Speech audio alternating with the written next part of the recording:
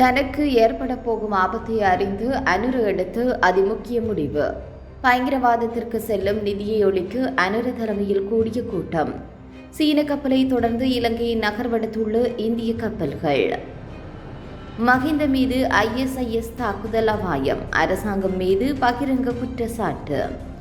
யாழ் போதரா வைத்தியசாலையில் இருந்து நீக்கப்பட்ட ஊழியர்கள். அர்ஜுனாவின் அதிரடி நடவடிக்கை.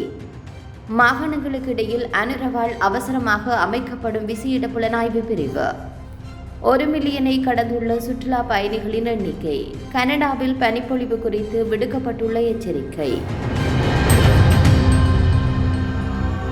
அறக்கலிய போராட்டத்தை மக்களில் எழுச்சியாக எவ்வாறு மாற்றினார்கள் என்பது அவர்களுக்கு தெரிந்தமையினால் தங்கள் அரசுக்கு எதிராக அவ்வாறு நடக்காதிருக்க வேண்டிய எச்சரிக்கை நடவடிக்கைகளை அனுர அரசாங்கம் தற்போது முன்னெடுத்துள்ளது என பிரித்தானிய இராணுவ ஆய்வாளர் ஆருஸ் தெரிவித்துள்ளார். தொடர்ந்தும் கருத்து தெரிவித்த அவர், இலங்கை பொருளாதார ரீதியில் பாரிய பின்னடைவை சந்தித்தாலும் படையினரை குறைப்பதிலும் அவர்களுக்கான செலவுகளை அரசாங்கம் எப்பொழுதும் விட்டுக் கொடுத்ததில்லை.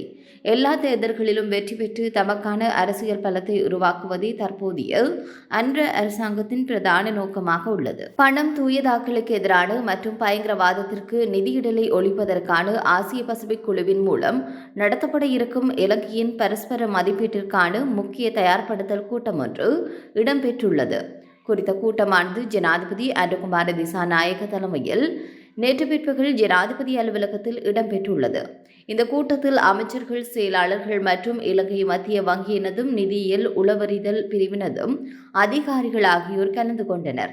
இதன்போது அமைச்சுக்கள், ஒழுங்குமுறைப்படுத்தல் நிறுவனங்கள் மற்றும் சட்ட நடைமுறையாக்க முகவராண்மை நிறுவனங்கள் உள்ளடங்கலாக தொடர்புள்ள 24 நிறுவனங்களுக்காக வடிவமைக்கப்பட்டு அமைச்சரவை அங்கீகாரம் வழங்கப்பட்ட திட்டங்களை துரிதமாக நடைமுறைப்படுத்துவதன் அவசியத்தை நிதியியல் உளவறிதல் பிரிவு வலியுறுத்தியுள்ளது. இந்திய கடலோர காவற்படைக்கு சொந்தமான அபிராஜ் மற்றும் வைபவ் ஆகிய 2 கப்பல்கள் நேற்றைய தினம் கொழும்பு துறைமுகத்தை வந்தடைந்துள்ளதாக இலங்கைக்கான இந்திய உயர்ஸ்தானி காரியாலயம் தெரிவித்துள்ளது. கொழும்பு துறைமுகத்தை வந்தடைந்த இந்த 2 இந்திய கப்பல்களும் காலி துறைமுகத்தை நோக்கி பயணிக்க திட்டமிடப்பட்டுள்ளதாக உயர்ஸ்தானி காரியாலயம் தெரிவித்துள்ளது. இந்திய கடலோர காவற்படை கமாண்டர் நவ்தேஜ் சிங் சோஹல் மற்றும் கமாண்டர் சுஜித், இலங்கை கடலோர காவற்படையின் பணிப்பாளர் நாயகம் மற்றும் ஏனைய உயர் அதிகாரிகளை சந்திக்க உள்ளனர். இந்த விஜயத்தின் போது தீயை அணைத்தல் மற்றும் சேதத்தை கட்டுப்படுத்தல், கடல் மாசுபாட்டை எதிர்த்து போராடுதல் போன்றவற்றின் ஒருங்கிணைந்த பாதுகாப்பு சவால்கள் அளிக்கப்பட உள்ளன. மேலும் இலங்கை கடலோர காவற்படை அதிகாரிகளுக்கு கப்பலுக்குள் பிரவேசித்து அதன் உட்புறத்தை அவதானிக்க வாய்ப்பும் வழங்கப்பட்டுள்ளது.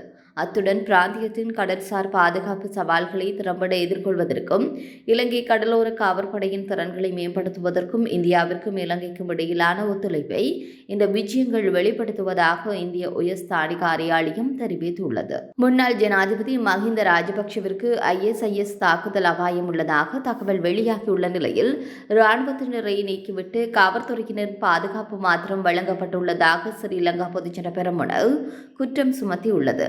இது தொடர்பில் பிரமுகர்களுடைய பாதுகாப்பு தொடர்பில் ஆராயும் குழுவிற்கு மஹிந்த ராஜபக்ஷவின் பாதுகாப்பு தலைவர் எழுத்து மூலம் அறிவித்துள்ளதாக சட்டத்தரணி மனோஜ் கமகே தெரிவித்துள்ளார்.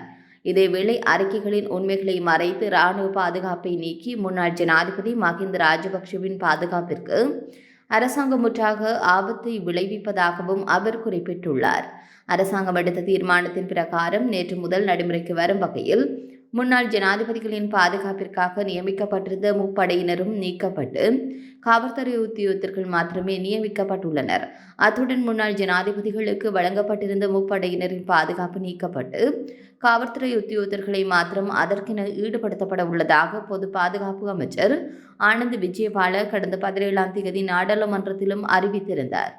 இதன்படி முன்னாள் ஜனாதிபதிகளின் பாதுகாப்பிற்காக ஈடுபடுத்தப்பட்டிருந்த இராணுவத்தினர் நேற்று மீளப்பெறப்பட்டுள்ளமை குறிப்பிடத்தக்கது. யாழ் போதனா வைத்தியசாலையிலிருந்து வேலை நீக்கம் செய்யப்பட்டதாக கூறப்படும் தொண்டர் ஊழியர்களின் பிரதிநிதிகள் சிலரை நாடாளுமன்ற உறுப்பினர் ராமநாதன் அர்ஜுனா சுகாதார அமைச்சருக்கு அழைத்து சென்று கலந்துரையாடலில் ஈடுபட்டுள்ளார். நாடாளுமன்ற உறுப்பினர் அர்ச்சனா தலைமையிலான குறித்த குழுவினர் சுகாதார அமைச்சர் நலிந்த ஜெயதிஸ், அமைச்சின் செயலாளர் அனில் ஜாசிங்க, மற்றும் பிரதி அமைச்சர் ஆகியோரை சந்தித்து இவ்வாறு கலந்துரையாடலில் ஈடுபட்டுள்ளனர். இதன்போது குறித்த தொண்டர் ஊழியர்களுக்கு 28 பேர் சுகாதார அமைச்சுக்கு அழைத்து செல்லப்பட்டுள்ளதுடன் தங்களுடைய பிரச்சினைகளை நேரடியாக அமைச்சர் உள்ளிட்ட குழுவினரிடம் முன்வைப்பதற்கான சந்தர்ப்பமும் இதன்போது ஏற்படுத்தி கொடுக்கப்பட்டுள்ளது. அத்துடன் இந்த கலந்துரையாடலின் போது பல்வேறு பிரச்சினைகள் தொடர்பில் தீவிரமாக கலந்தாலோசிக்கப்பட்டதுடன் சில முடிவுகளும் எட்டப்பட்டுள்ளதாக அறிய முடிகின்றமை குறிப்பிடத்தக்கது. பொதுமக்கள் பாதுகாப்பு அமைச்சின் கீழ் மாகாணங்களுக்கு இடையில் விசேட புலனாய்வு பிரிவுகளை ஜனாதிபதி அனுகுமார திசாநாயக்க அமைக்க உள்ளதாக தெரிவிக்கப்பட்டுள்ளது. இவ்வாறு 9 மாகாணங்களுக்கு இடையில் இராணுவத்தை அமைத்தல் அது அனைத்துலக ஊடகங்களிலும் கேள்விக்குட்படுத்தக்கூடிய வாய்ப்புள்ளது.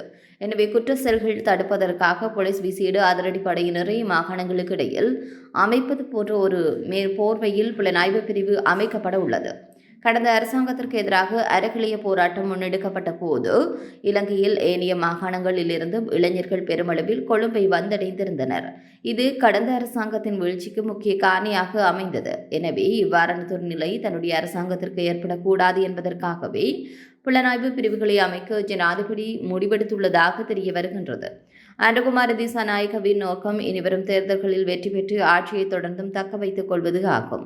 இந்த வருடம் 1.9 மில்லியனுக்கும் அதிகமான சுற்றுலா பயணிகள் இலங்கைக்கு வருகை தந்துள்ளதாக இலங்கை சுற்றுலா அதிகார சபை தெரிவித்துள்ளது.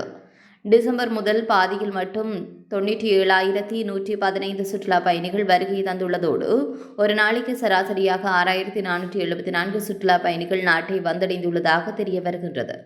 மேலும் டிசம்பர் மாதத்தில் இதுவரை 1,93,471 முதல் 2,29,644 சுற்றுலா பயணிகள் வந்தடைந்துள்ளனர். குறிப்பாக டிசம்பர் முதல் பாதியில் 21,174 சுற்றுலா பயணிகள் இந்தியாவிலிருந்து வந்துள்ளனர். மேலும் ரஷ்யாவிலிருந்து 13,762 சுற்றுலா பயணிகளும், இங்கிலாந்திலிருந்து 7,417 சுற்றுலா பயணிகளும், ஜெர்மனியிலிருந்து 6,574 சுற்றுலா பயணிகளும் வந்துள்ளனர்.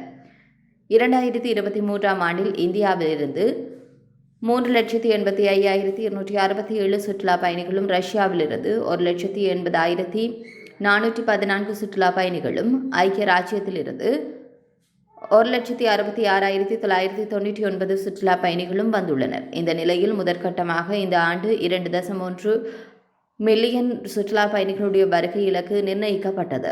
கனடா டொரண்டோவில் பனிப்பொழிவு தொடர்பில் பொதுமக்களுக்கு பயண எச்சரிக்கை விடுக்கப்பட்டுள்ளது. குறித்த விடயத்தை கனேடிய சுற்றாடல் திணைக்களம் அறிவித்துள்ளது. குறிப்பாக டொரண்டோ உட்பட சில பகுதிகளில் போக்குவரத்துகளை மேற்கொள்வது தொடர்பில் எச்சரிக்கை விடுக்கப்பட்டுள்ளது. அத்தோடு சில இடங்களில் 5 முதல் 10 சென்டிமீட்டர் வரையில் பனிப்பொழிவு ஏற்படும் என எதிர்வு கூறப்பட்டுள்ளது. இந்த நிலையில் வீதிகள் வழுக்கும் தன்மையில் காணப்படும். எனவே சாரதிகள் மிகுந்த அவதானத்துடன் பயணங்களை மேற்கொள்ள வேண்டும் என அறிவுறுத்தப்பட்டுள்ளது. மேலும் வாகன சாரதிகள் வீதியை பார்ப்பதில் சிரமங்கள் ஏற்படும் என எச்சரிக்கை விடுக்கப்பட்டுள்ளது.